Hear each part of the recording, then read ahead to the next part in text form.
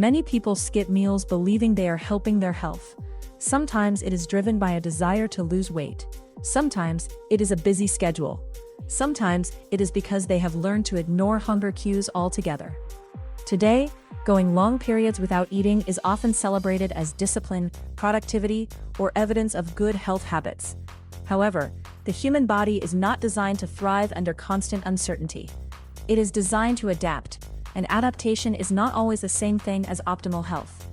When meals are skipped regularly, the body begins receiving a subtle but powerful message. Resources are unpredictable. Energy may not be arriving when expected. Survival becomes the priority. The body responds accordingly, by preserving and storing rather than working in rhythm and attuned to sustainability. The body is always listening. One of the most remarkable things about the human body is how intelligent it is.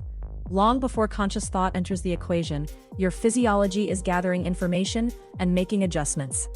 Every meal is information. Every missed meal is information too.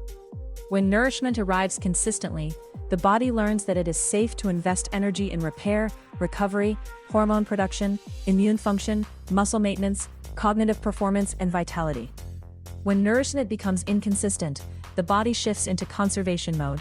It becomes more cautious about how energy is used. Metabolic processes become more efficient, but not necessarily in a way that supports thriving. This is not a flaw, it is a survival mechanism. The challenge is that many people mistake this adaptation for resilience, when in reality, the body may simply be working harder to manage this ongoing stressor. Why energy often declines? What I hear is many people describing fatigue, increased cravings, difficulty concentrating, mood fluctuations, disrupted sleep, or an inability to sustain healthy habits. Rarely do they connect these experiences with irregular eating patterns. Yet from a nervous system perspective, the connection makes perfect sense. The brain is one of the most energy-demanding organs in the body. Stable blood sugar and consistent nourishment help support attention, emotional regulation, decision-making, and executive function. When meals are frequently delayed or skipped, stress hormones often step in to compensate. Adrenaline and cortisol can temporarily help maintain alertness and function. For a while, this can even feel energizing, but borrowed energy always comes with a cost. Eventually, many people find themselves feeling wired but tired, hungry but disconnected from hunger, exhausted yet unable to fully rest. The body is no longer operating from abundance, it is operating from compensation. Nourishment creates capacity. One of the most important shifts to make is moving away from seeing food as something that must be earned.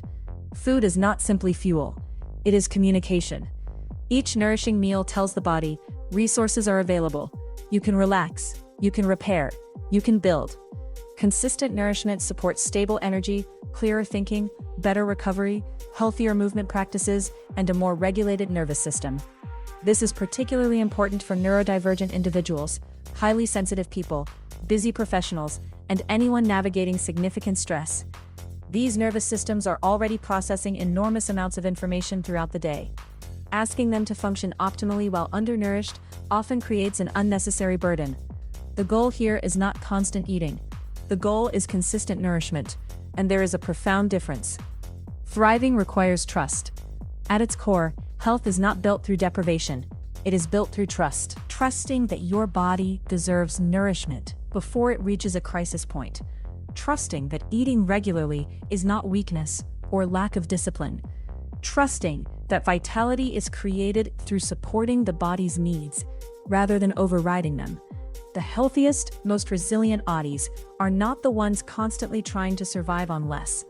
They are the ones that have learned to receive enough. Enough nourishment, enough recovery, enough support. When the body no longer has to conserve, it finally has the freedom to thrive.